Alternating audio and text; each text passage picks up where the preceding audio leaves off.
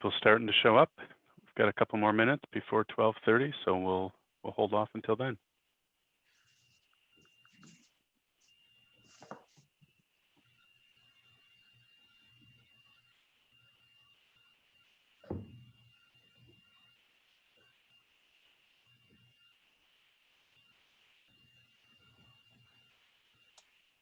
So Jason, how do we tell if people are in? Because I don't see if anybody's in the. You can see in Zoom the number of participants at the bottom of the screen. Oh, wow, 54.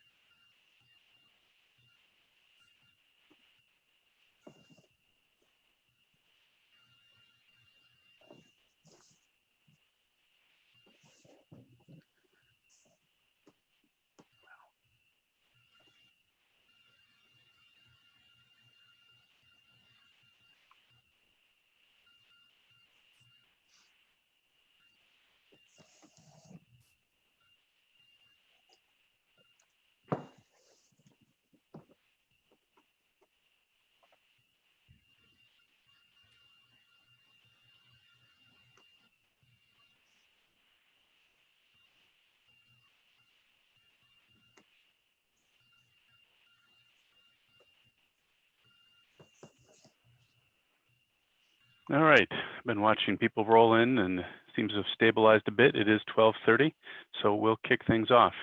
I'm Jason Valerius, moderating this session. I am a planner with MSA Professional Services based in Madison, Wisconsin. I'm also the past president of the Wisconsin chapter of APA, currently sitting on the board for the next year and change. You are joining the session, How to Think Like a Developer, Getting the Most from Public-Private Partnerships.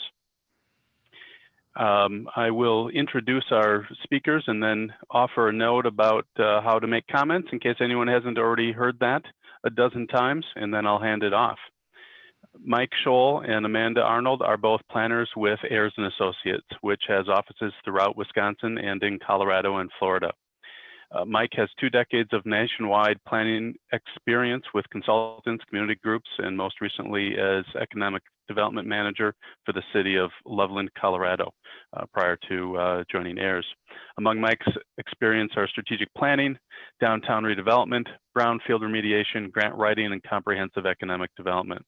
Mike's vision and persistence have brought over 150 million in development projects from downtown mixed use to high-tech industrial. Most recently, he completed $75 million in foundry redevelopment for a foundry redevelopment project in downtown Loveland, for which he created the vision, obtained the land, recruited a developer, and negotiated all the development agreements.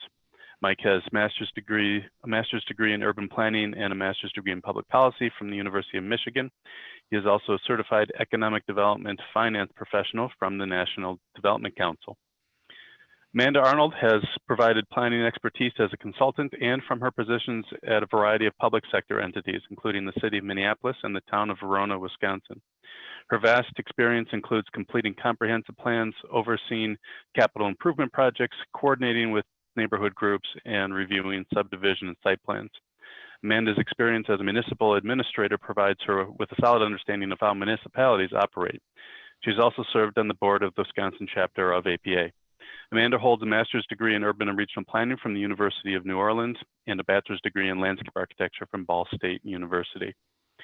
As with other sessions, as you have comments or questions, you can share them either in the Q&A feature of Whova or in the chat feature showing up either in Whova or in Zoom.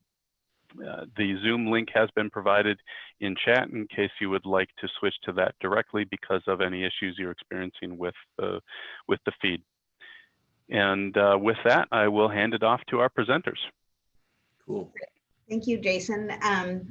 Again, I'm Amanda Arnold, and I'm thrilled to be here with my colleague, Mike Scholl. As Jason mentioned, I am in Madison. Mike is out west. He works out of our Fort Collins, Colorado office. It's been a thrill to work with Mike because of his great expertise in economic development. What's going to happen today is that Mike is going to walk through the majority of the presentation, and then he's going to be a teacher to me and to you as we walk through a spreadsheet that he's developed to give us a hands-on experience of what it is that developers are looking for in a project and how the money actually works. I'm a firm believer that, you know, that's what makes spaces happen and downtowns redevelop is it's money. And so Mike's going to walk us through that mysterious transaction. Cool. Thanks, Amanda. Thanks, Jason. So again, my name is Mike Scholl, and I'm going to help you think like a developer and understand the development process. And as Amanda alluded to, there's an Excel spreadsheet that you can use to do your own financial analysis. You can provide some of the inputs. We'll go over it to show how it works, but it'll help you kind of look at identifying gap, doing simplified gap analysis for projects in your community. And that's attached to the conference information, so you can grab it there. But before I start, I just wanted to lay the groundwork and talk to you about what is real estate really. And I'm going to do it in the context of downtowns because it's the area that I'm most familiar with. And I've done a lot of, as Amanda and Jason said, about $150 million worth of downtown redevelopment. But what I want to ask is, what are downtowns? What are truly downtowns? When you strip everything away, downtowns are just buildings. They're buildings, and buildings are real estate. And to understand real estate, you have to understand that real estate evolves. And I want to point out for you this building on the left behind the horse and buggy that was built in about 100 years ago was the original mall. This was in my hometown where I live now in Loveland, Colorado. That building that's the brick and mortar mall, the Amazon.com of its day, where you could buy the finest women's suits on the third floor, according to a flyer that I once saw. But today, this building is it's a mixed use building, or mixed income mixed use building in the heart of the downtown. It's 28 units of residential above 3 retail units, with some CDBG affordable units and some are market rate. But I wanted to point out that this is part of what part of what's unique about real estate and unique about our communities is that this stuff, the real estate evolves over time, and we find different uses for it. And it's really important when looking, into the context of thinking like a developer, is understanding how do we repurpose these buildings and make sure that our communities can be, stay unique and stay interesting. But to kick that off, with that in mind, one of the things I want to help you understand is, to demystify the real estate development process a little bit, to help empower you to complete your own financial analysis. You can hire me and spend a lot of money, and I'll certainly come to your community and help you. But I think it's important, in planning. I started out in planning and got pulled into economic development, that we empower ourselves to understand, how this works and what those financial gaps are to achieving a successful project. It hopefully empower you to negotiate with developers as co-equals and provide you some strategies to get the most out of your real estate. So let's start by looking at the real estate development process. I think it's really important to understand this slide and how it works. If you look at it from a developer perspective, the developer spends all their money at the front end developing a concept, and they don't get any revenue until the end when you get to the lease up and occupancy stage. In between that, there's a lot of stress and a lot of things go on that can go wrong, and a lot of things that a lot of problem solving that goes on within this process. But first, obviously, you develop a concept. through financing, permitting, construction, and then finally, hopefully, you get to lease up where you start to generate revenue. Now, understand that this process, under the best case scenario for any project, usually takes about 2 years or longer. So patience is truly a virtue when you're looking to take on a project. And that's always tough because, I worked in a community where the election cycle for our city council was every 2 years, and you have to tell them that a development that they want right away is going to take basically the entirety of their term. But we have to start somewhere. And so where do you start when you were looking at a development project? Well, the first thing you need to do is identify the project. What is it you're trying to, what is the building? What is the property? What are the inputs, that you're looking at? Is it an economic development priority? Is this new construction, or is it adaptive reuse? Or in some cases, cities have extra property that they no longer need, and they someone wants to make sure that it's put into productive use, either for economic development or to serve some other purpose.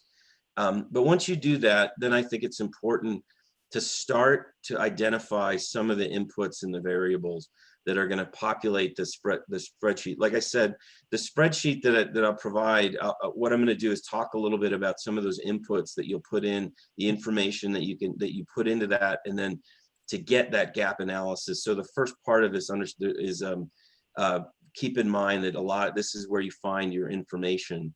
The first thing you start with is your assessor.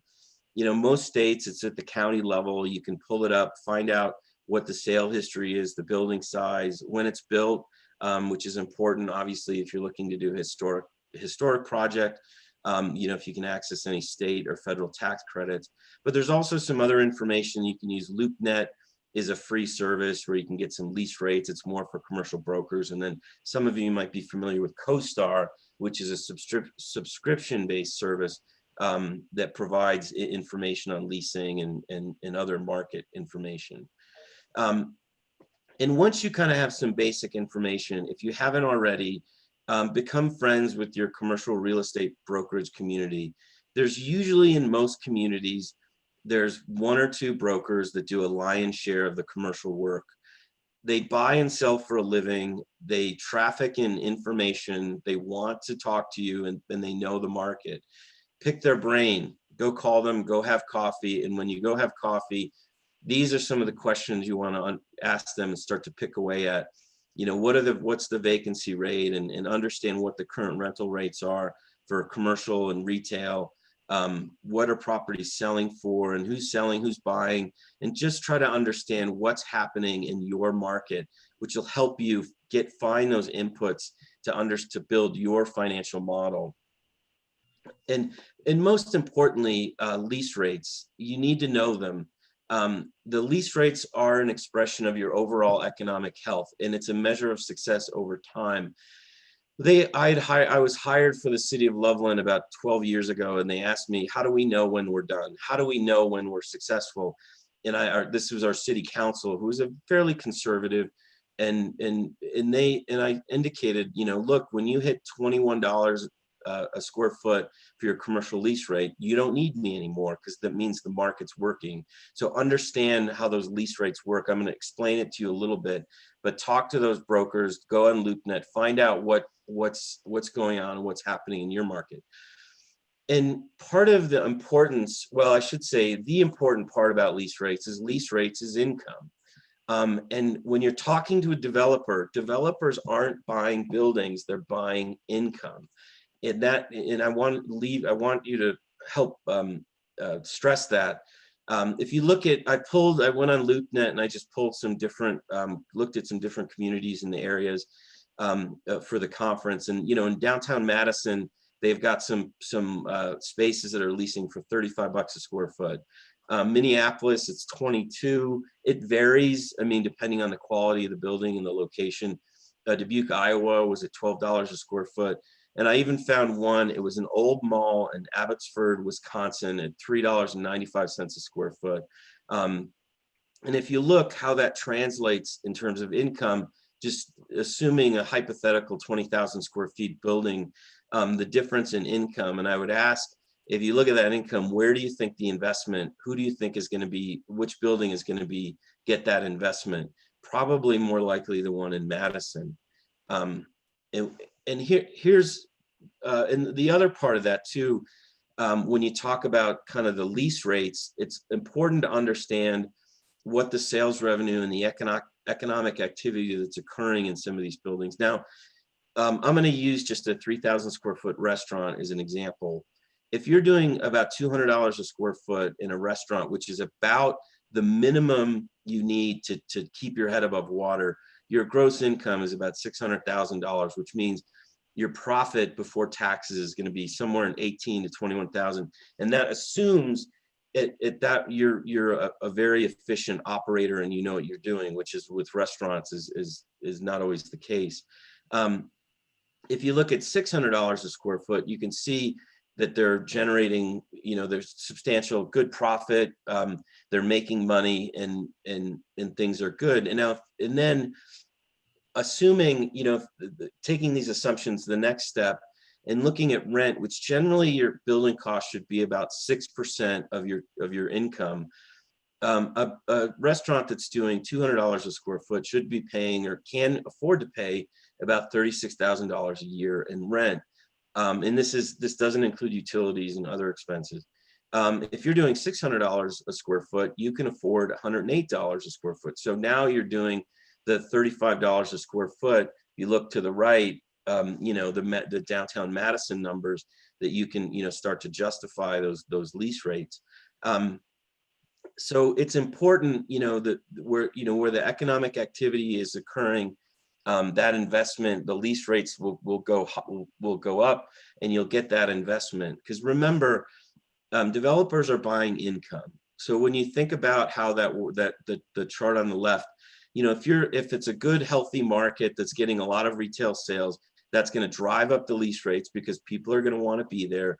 The lease rates are going to drive up income because you can charge more, and as you can charge more, it's going to lead to more investment in those buildings. And this is the picture and I apologize again if anyone's from Abbotsford. I'm not trying to pick on you at all, but this is the picture that I pulled from the website from the LoopNet.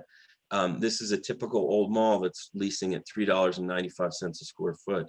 It presents some challenges to drive that income, to get that kind of investment. So going back again, reinforcing, the retail sales equals rent equals income, and income equals investment. So developers, what they're looking at is that income. And I think you have to really understand that in your market. And if you can understand what your sales per square foot is, some communities out here in Colorado, we are a sales tax state. So I was able to pull some of the information from our finance and then compare it against the square footage of the buildings that I got from the assessor's office. Sometimes you can ask some businesses, they'll give you some indication of how they're doing, though they're not always very truthful. The brokers have some, give you some information as well. But it's important to understand, that why businesses are working and why they're not.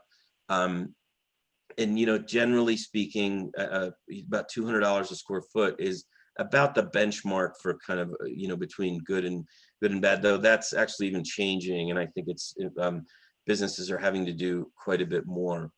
So we're going to do I'm going to take you through that hypothetical 20,000 square foot. You've assuming Amanda is going to be kind of the guinea pig, and we're going to assume that she's working for a community and there's a 20,000 square foot building that they want to redevelop. So Amanda, if you want to take over and, Sure. and show that.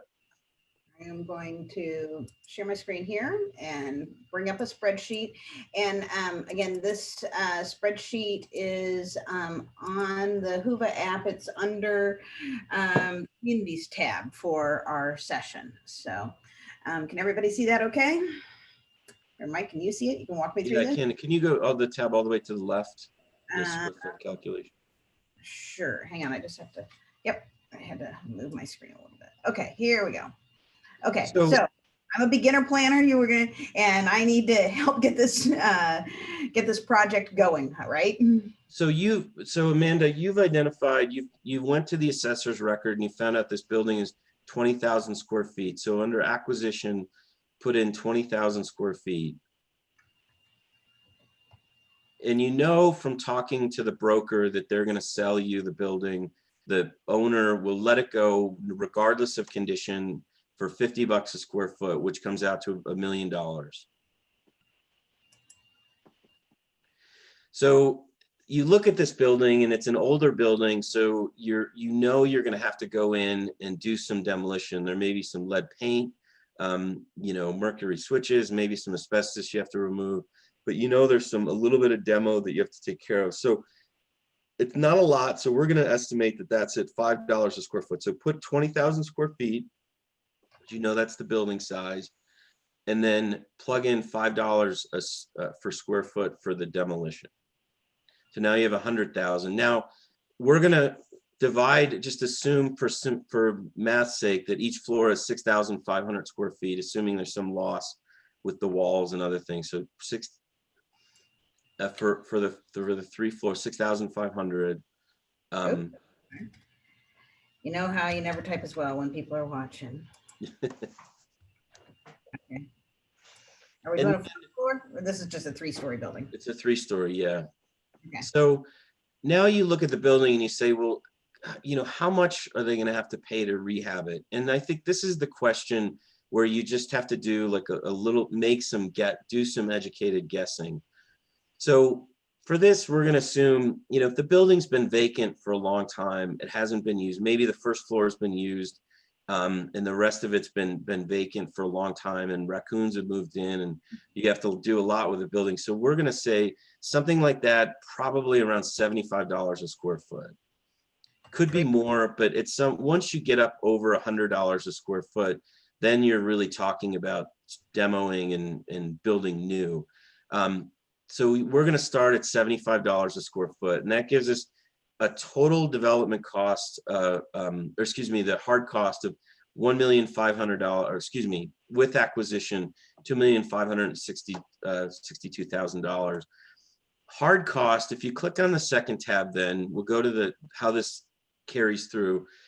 You see our total development cost budget, you've got acquisition at $1 million. You see that. Your hard cost, which is the cost of it's really all of your the cost of all your materials and the labor to install those materials. That's the $75 a square foot. And then your soft costs, because once you get the hard costs, you still have to hire architects, you still have to hire engineers. Those are all done as a percentage. The professional fees, developer fees. Developer, if you look on the developer fee, typically if you're hiring a developer, they're going to take a developer fee. It's probably somewhere in the neighborhood of 5 to 7%. If it gets a little higher than that, you should kind of call them out on it. It's typical, but usually if there's a gap that they're asking you to finance, they need to feel a little bit of pain as well. So ask them to understand look for the developer fee when you get their information, when you have that discussion. So, but with that, are you with me so far, Amanda? Does this all make sense? So now you've got your soft costs, your hard costs, your acquisition, you're at 3.1 roughly $1 million. Now click on we're going to go to the next tab. So now if you go up to the top, you'll see that there are at 13,000 square feet, that's the second and third floor. We think we can do about 5 units each at 1,000 square feet. This is just rough. Maybe there's some different unit count, but you can play around with that depending on your building. And we know that at 10 units at $1,000 a month, you're going to get $120,000 in income over the year, or for the year. Then the first floor commercial, there's 6,500 square feet. This may not all be leasable, but I think we're going to, for purposes of this, we're going to assume that all 6,500 are leasable at $12 a square foot. Because we went out, we had coffee with our brokers, and the broker said, hey, it's a good location. We think you could probably get $12 triple net. and on that. So you plug that number in, and you get 78,000 a year in income. Now, you end up with your gross rents, but you still have to back out a vacancy loss of 10%. You know, that can vary if the market is much stronger. You know, you can go to 5 to 7, but when you go to finance, banks are going to want to see that there's some vacancy loss included in the calculations. And that leaves you with an effective gross income of roughly $178,000. Now we're still not there yet because we have to back out some expenses. You know, when the roof goes or the HVAC system goes, you want to make sure you have money set aside. So we're going to set about 10% for different expenses that we're going to keep for a rainy day or to pay for things that we need that aren't covered by the tenants, which leaves you with a net operating income of $160,000. So the important thing, this is the money that you get to, the 160 is now the funds that you get to use to go out and find debt, to find the capital to finish the project. Is this, Amanda, are everything making sense so far? Is it? Absolutely. I finally know what a proforma is. This is great. Okay. So, but we're still not quite there yet because you have to divide that by 1.25. That varies it's your debt coverage ratio, which basically means the bank is going to be looking for $1.25 of income for every dollar you have available for debt. So once you divide that by 1.25, you end up with $128,000 available for debt service. And then if you look below, there's the 32,000 left over. That's the net cash flow. That's some money you can play around with as well, but I'll explain that a little bit in a minute. So why don't we jump to the last, the project gap, the sources and uses. Now, once we've plugged in all of that information, again, we bring it together in the sources and uses worksheet. So we've got, the 3.1 million roughly is, we know that that's going to be our estimating, that's our total cost. You know, the developer needs to have some skin in the game. So we're going to say, you know, they need to at least put in 10%. If they're not putting in any money, then I would be a little bit nervous. And this is a priority for the community. I mean, maybe the mayor really wants to see this building done. So she went and got a $10,000, the council to agree to a $10,000 fee waiver that you can add into this. So your total equity is 3.24. And then if you scroll down a little bit further, you'll see, because you have 128,000 available for to service debt, you feel at 6%, you can go out and you can generate 1.6 million alone, which added to your equity, if you go down the total sources of funds, just a little bit, you've got 1.9 available to apply to the project. But the bad news is you still have a $1.1 million gap. So maybe we could play around with the numbers. And so I put in 6%. That may be kind of in this market a little bit high. Why don't you, Amanda, switch that to 4.5%? We'll see. So now at 4.5%, all of a sudden we just shrunk that by, because you can go out and they have the ability to go out and borrow some additional funds. So now that gap has gone down to 929,000, which is headed in the right direction. And then go back to the first tab to the square foot calculations. Sure. So we think we were maybe too conservative, and instead we think we went back, we talked to some architects, they looked at it and said, you know, it's not really as bad as you thought. So we think we could probably get it fixed up for $50 a square foot. Okay. So plug in the 50 and then go back to the project gap. And now that our gap went down from, you know, we started at 1.1 at 4.5%, you're at 350,000. So now you're kind of in shouting distance. We think, okay, how can we kind of, that's the number that we need to start thinking about in terms of the gap that we need to fill. And there are different ways to do that. And if it's okay, Amanda, I'm going to take back control of the screen.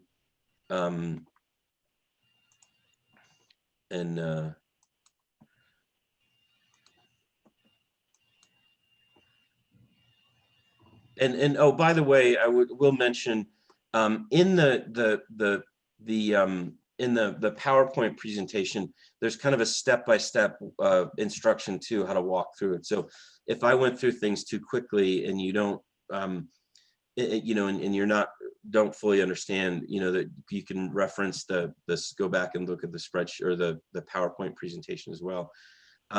So just in this checking in, case, time check. You asked me to let you know it's we're oh, about 28 minutes in. perfect. So I'll be done. I'm just finishing up and then we can go on to some questions. Thank you, Jason. So, you know, like I said, when you have a gap, what can you do? You know, if you reduce some of your costs, you know, ask for more greater contribution from the developer, reduce the developer fee, and focus on front end risk. I mean, and that what I mean is land assembly. You know, if you're able to kind of acquire the building and use the building as the incentive, the property, that, you know, I have a saying, if you control the real estate, you control your future. And I think for a lot of communities, I know doing some strategic acquisitions is always a scary thing, but sometimes it's important to, you know, that it's important if it's a real priority, you know, you need to control the real estate, you need to own or get it under contract so you can you can direct how that property gets used. You know, there are other tools as well. I mean, if you have a tax increment district or historic tax credits, you know, you can look at some different financing, there are grants. I actually did a project where it was a community project and the community foundation helped raise about $750,000 to help. It was a expansion of a historic theater with a public-private partnership component, a restaurant that was built in. So look for other sources. And like I said, land assemblage and credit enhancement is another one, but not one I would necessarily I'm not going to get into. You know, this is just looking at, you know, if you have a development authority, you know, and you could provide some that helps reduce the gap over time as well. And there's just a couple other quick concepts I want to make sure I impart before we're done. You know, once you understand the gap, it's important to also look at the loan to value, meaning, you know, at the what is the size of the loan that we're expecting based on the value of the building. Because if the loan is bigger than the value of the building at stabilization, then banks are going to are not going to loan on it. So you have to kind of understand that part of it as well. Generally, it's 75%. So if you take the net operating income from the spreadsheet, divide that by a cap rate. A cap rate is just a term, a market capitalization to establish value. You know, usually 10% is pretty conservative these days, probably 5 to 7%. The lower the cap rate, the higher the value of the building. And just do a calculation, the value of the building based on, or divide that by 0.75, and you'll kind of get an understanding of how much a bank would be willing to loan. And then the other thing from a developer, again, income, you know, income is a big, like I said, developers are buying income. So focus on the income to understand where they're coming from. And with a cash on cash return, you know, the equity, that 38,000 that I showed you from the spreadsheet, you know, that money is available that, you know, to be dispersed to different investors. And so if you look at that over a period of time, based on what the equity, you know, you're at about, in this example, you're at about 11%, should be probably between 10 to 15% on cash on cash. Internal rate of return is a whole nother measure. I'm not going to get into it. If you want to go onto an Excel spreadsheet, you can do some internal rate of return calculations. Again, it's a value based on a flow of income that you get from the building. But it is something that developers generally will take a look at as well when considering a project. And this I wanted to share you, and this is actually a project I was working on, not actually I'm still working on it, but this is a sample spreadsheet. You can't, it's really hard to see, but you see where, debt service coverage ratio, different expenses are pulled in. And, you know, a lot of the concepts that I spoke of were included. This is about a 21,000 square foot building. It's a single story and it's all commercial, but this is what it'll look like. And you can start looking at some of the terms and understanding, how they're, how they're applying them, and how that reflects on the amount of debt that they're planning to offer. But when you're working with a developer, ask them for their pro forma, ask to see it, because I think, it'll help you understand where they're coming from, and where they're making their money, and what it is, where you can negotiate with them, because it's easy to hide things in these big numbers like this. So anyway, with that said, I just wanted to leave you with the idea that understanding that real estate is a complex and lengthy process. And I hope it helped you understand it a little bit better, and helped you kind of understand, how you can take on projects in your community. And also, on behalf of Amanda and I, we do hope you found this beneficial. And if you have any additional questions, please feel free to give us a ring.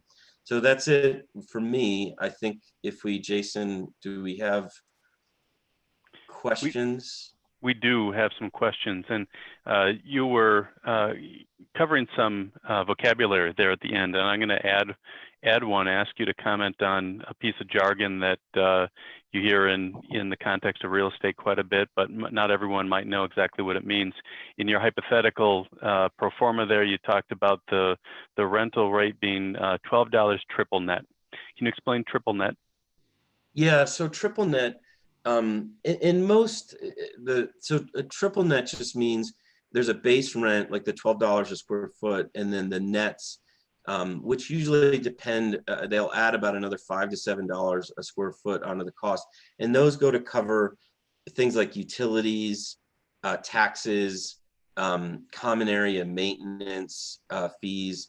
Usually from a developer, they want to push as much of that cost off onto the tenant as they possibly can. So if you're a commercial tenant, the expectation is you're going to pay, for the property tax for your portion of the building, plus utilities and other expenses and things like that. So, so thank you for I know it's a little bit of jargon, but the nets just mean that the leaseholder carries those additional expenses. Thank you. Question we have here, can you comment on federal opportunity zone benefits and how communities can better understand and market them as a means to attract development capital? Yeah, I've worked a little bit with opportunity zones. I mean, obviously opportunity, the big, in my experience, and I think there may be others, that are more informed about these than I am, but it really, you're able to bring capital, that investment capital into your downtown. The challenges for a lot of these communities is because the hold period is so long, once developers park their money, developers, they want to be able to move their money if it's not performing. So you have to be able to demonstrate that you have a project or property that will perform over a 10-year period, I believe. And so I think that there, it lends itself to kind of bigger communities where the rate, the returns, I think, are more clearly defined. We tried to get some in this, we looked at it, the community I worked in, which is about 75,000 people. And it was pretty, it's challenging. Plus, the other factor that makes it hard to work opportunity zones is that the cost of capital is so cheap these days with the interest rate so low. And so it's not, I think it's not as, maybe not as I personally, I think it's a great program, and I hope they continue it. But because I do think over time it'll show its benefit. Right now, capital is so cheap. In the conversations I've had, at least here where I am, there's a lot more capital that needs to be deployed than there are projects to deploy it to. So that's a big issue. But our market here in Colorado is a little bit different. I hope that helped. But Yeah, I'm sure it did. Thank you. We've got a question that relates to what I think many of us are dealing with, and your example did, and that's working with historic or older buildings. Have you found that the historic tax credits help offset the extra cost to follow the Secretary of Interior standards? No. Sorry. I, I apologize. I know I run afoul of the more historic preservation minded, and I don't mishear me. I really think it's really important that we preserve older buildings, but I think sometimes it's tough, especially the front end, where it's a situation where the tail wags the dog a little bit, where there's just some things that you need to do to the building, and then you end up with a small amount of money that you get from a historic preservation source, but then they make demands on this range of design issues that raise your cost by 15 or 20%. So it can be challenging. What I recommend in dealing with people with is be very strategic about how you use your historic resources. Make sure you understand what you need to do to the building first before you go in and start reaching out and applying for historic, tax credits or historic grants from your state agencies and things like that. I know it's not. I'm pre-apologizing. I'm not going to run afoul of the historic preservation folks. I just think from a community, you need to understand what the project is and where those dollars best fit in to be successful, because it sometimes, if you bring it in early, then you've got a lot of design challenges that you need to work through. So some are and some are, but they're finding someone who understands, good historic preservation person. You have to really work with them, and make sure that they understand what those outcomes are, because and which is why, sorry, I think I'm being too diplomatic at the moment. You're better off just no. Before you, my recommendation is, before you start to bring that money in, understand what you need to do to the building independent of any of that money. Figure out what it is that needs to get done. And then once you have it figured out, and you have your cost, start plugging in where, and the timing too, because sometimes I did a project where we didn't know, it was a beautiful Art Deco, historic, iconic building, and we waited till the second phase to apply for the state historic funds, because we knew at the front end, they wanted things done at the front end that we just couldn't, that didn't fit our schedule and what we needed from the building. So it just be strategic. But I don't want people to understand I'm not about tearing down. I really do think, preserving is a virtue, and something we should strive to. It's more a strategy perspective than a value on that. Yeah, got it. Thank you. A question here from Coleman. Knowing these projects take multiple years and revenues are projected over time, do these calculations utilize net present value? And before you answer that, I'll share that Eric Olson offered an answer in the Q&A, that internal rate of return uses the time value of money, tells you what the discount rate would have to be for all the development cash flows to have a net present value of 0. Yeah, and that's why I didn't really get into that level of detail. Usually, my experience is that internal rate of return, developers are going to look for something about 15% on their money for an IRR, for a project to be viable. So it can change, but usually, because the risk, it's a different level. It's not like you're putting money in an IRA and you're pretty much assured you're going to get 5 to 10%. If development were easy, everyone would do it. So when you see a 15% IRR threshold from developer, don't think they're being greedy, because they're not. The other thing, if I can, just to add onto that a little bit, one of the things that I've done in some of the development deals is include a share back on the sale, a share of the sale proceeds, especially in instances where you as a community put the land in as part of the incentive. And I've used this as a way of mitigating some of that front end criticism that, like, we're giving away the land and you're getting nothing in return. We had an instance where we set a 15% internal rate of return threshold at sale, and once they met that, the city got to share back 50% of all the sale revenue over a 15% IRR, and actually we got a couple really nice checks from developers when they sold. So there are different things, within the negotiation framework that you can ask for, understanding what those those performance thresholds of developers to make sure that you get the most from those partnerships. A question from Jay Devson. Hope I got that right. Before I ask the question, I'll note that the example, and I think many communities are thinking about downtown mixed use, older building reinvestment, but in many places, communities get actively involved in greenfield subdivision development. And the question is, in those cases where the community is getting involved, is there room to prioritize a housing product type to avoid sprawling development? I'd have to understand that. I don't fully, if you're talking about maybe denser development or vertical development, I think, I think there are different, there's things you could do within the code. My philosophy is, if it's something as a community that you want, own the land. If you have the land and you say, we want to do a dense development that's vertical, that serves affordable or workforce housing or some population, it's a lot easier if you go in, with the land that you can let control of the land. Developers will respond to that.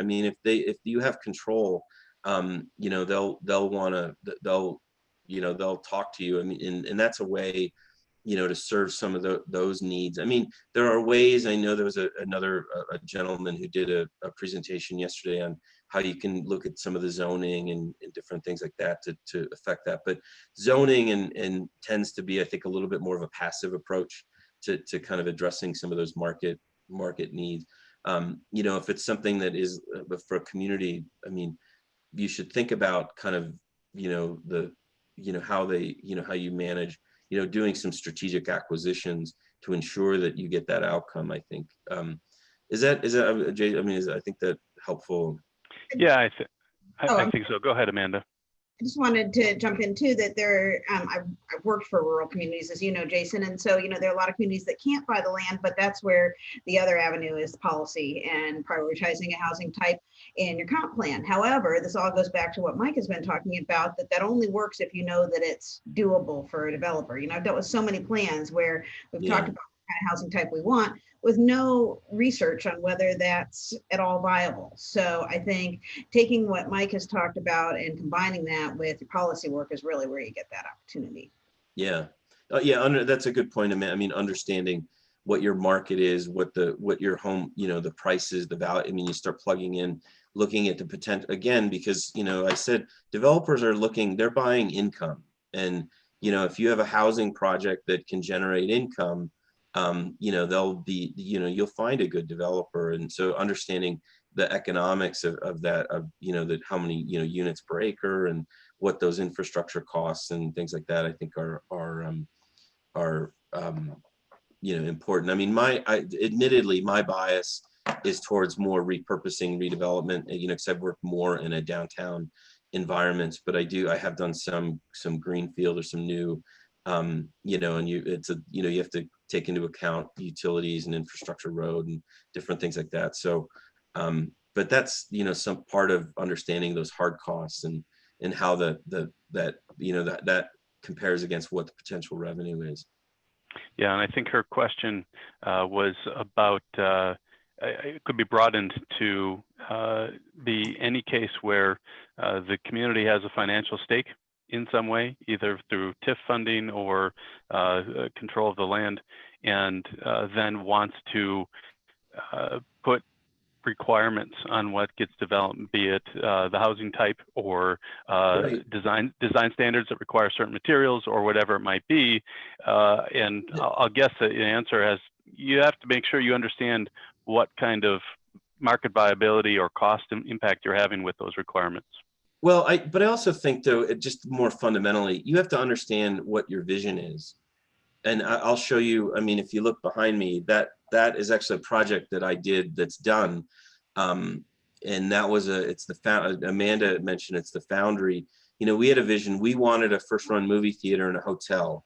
And so we put together a vision that had that. And then we were able to go to the developer and you know, with a parking structure. There were other elements of community plaza, things like that. But you know, in so much as you can define what it is you want, you know, when you're talking with a developer, I think that's really the, you know, create that vision and make sure that vision is captured in a development agreement. If you're giving the property, it shouldn't be just, you know, fee simple. I mean, you should have a development agreement that says, we expect that you are going to do these 5 or 6 or 7 things. You're going to have affordable units. You're going to have, you know, green space, and if we're providing a land, if we're providing that incentive or additional cash incentives, we need to get this stuff in return, and make sure you've got reverters in, so that if they fail to perform, it goes back, and that you also get a cut.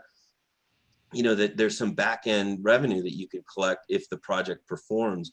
You know, because a lot of times, I mean, you know, developers come in and they're always very conservative, and you know, and when they sell their, you know, you should be able to take, you know, when you're putting in the land and you're putting in the cash through some tax increment or other mechanism, you become an equity investor. I mean, you as a community, you functionally are an equity investor, and it's right for you to ask for some return. Now, that return might be affordable housing or other things, but it also could be cash, and you shouldn't leave that on the table.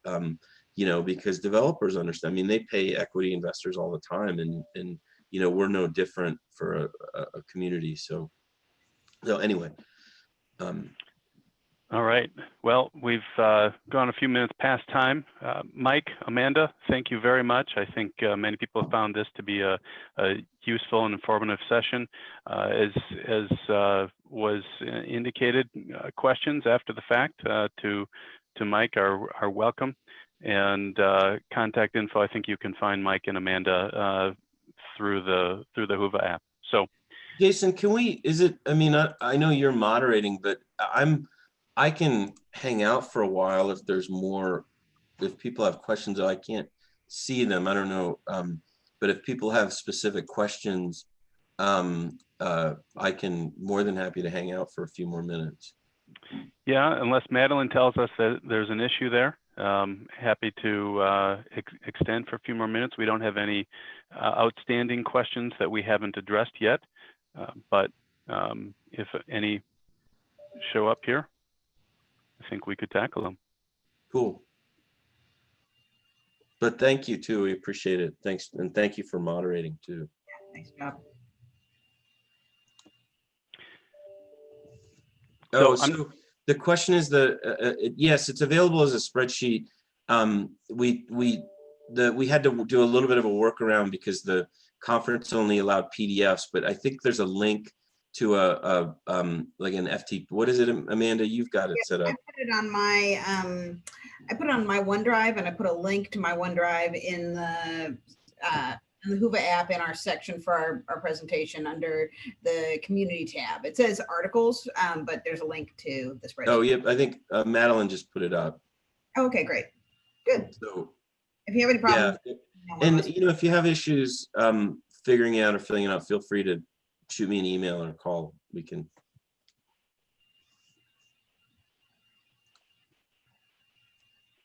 Any others? Let's see, one other. Oh, you're welcome. I don't know if we directly addressed this, but Dan Rolfs had asked, how do you factor in developer return, either IRR, cash on cash? Ensuring an appropriate level of return is critical to ensuring that taxpayer dollars do not provide undue return.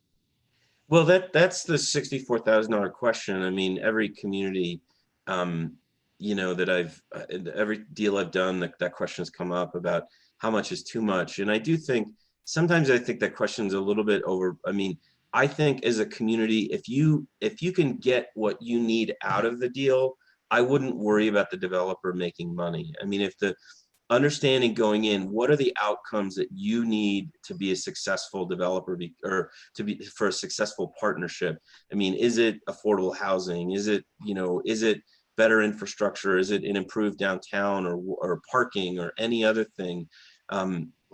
Because I think one of the things, if you want to turn off developers, is start kind of complaining that they're making too much money. Developers, they're in the business to make money. That's okay. I mean, that's how it works. You want them to make money, because if they make money, then they'll want to invest more in your community. So it's not necessarily a bad thing, but I think keep in mind, I mean, when you're going forward, it's really, really important to understand what it is, what are your threshold outcomes that you need to meet before you'll go forward with the deal. And make sure it's in, make sure your attorney, these are drafted and clear, and there's outcomes, and there's expectations, and there's performance, because I mean, if you're putting in some public money, you better make sure you're going to get what you need out of it in return. So that, I think that's if and again, the other thing too, if people are worried about developers are going to make a killing, and you're going to get screwed over as a community, put in a share of the sale proceeds. That's what I mean, make sure that you get, if they sell, within 10 years or whatever, that you get some money, you get some of that back. I mean, it's not ever going to pay you back for what you put in, but at least from a political perspective, I mean, and I'm mindful of that, your city council or your elected leaders can say, look, we know if this is, if it does great, the huge upside, we can at least get some of that back. And I think that's a way to mitigate some of those concerns as well. All right. Does anyone else see something that I've missed? I've been trying to monitor all the different flows of questions, but I think we've gotten everyone. Great. Cool. We'll leave people a few minutes to walk to the next session. And Mike, Amanda, thank you both. Great session. Thanks, Jason.